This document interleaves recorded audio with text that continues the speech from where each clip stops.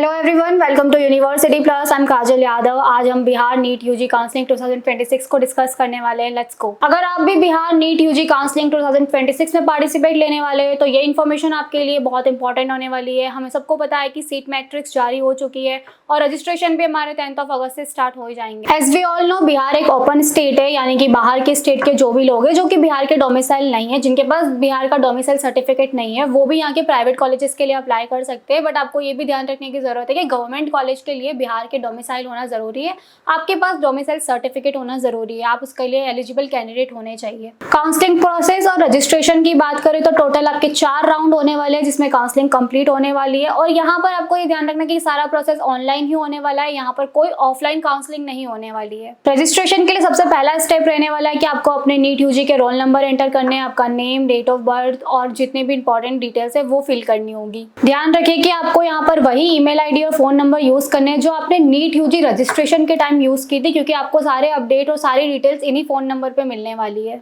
Registration complete करने के बाद एक यूजी एमएससी आईडी जनरेट होगी, उसके बाद आपको अपना पासवर्ड क्रिएट करना है। रजिस्ट्रेशन के बाद आपको एक एप्लीकेशन फॉर्म फिल करना है, इसमें आपको अपनी पर्सनल और एजुकेशनल सारी डिटेल फिल करनी है। डिटेल की सारी इन्फॉर्मेशन आपको 10th सर्टिफिकेट और नीट एप्लीकेशन जो आपने नीट यूजी का फॉर्म किया था उसके अकॉर्डिंग ही फिल करनी है। आपको रिक्वायर्ड फोटोग्राफ, सिग्नेचर और कैटेगरी सर्टिफिकेट भी साथ में अपलोड करने होंगे। अगर आप रिजर्व कैटेगरी से बिलोंग करते हैं like ST, SC, OBC, PWD, तो आपको इससे रिलेटेड जितने भी एप्लीकेबल सर्टिफिकेट्स है वो अपने साथ रखने हैं, वो आपको वहाँ अपलोड करने हैं। एप्लीकेशन सबमिट करने से पहले पूरे फॉर्म को रिव्यू जरूर कर ले, क्योंकि बाद में आपको जो भी करेक्शन के ऑप्शंस है वो लिमिटेड हो जाएंगे। अब हम बात करते हैं काउंसलिंग फीस और सिक्योरिटी डिपॉजिट की। काउंसलिंग फीस आपकी जहाँ तक देखा जाए अप्रॉक्स 1200 के आसपास रहेगी जनरल के लिए और बैकवर्ड क्लास के लिए।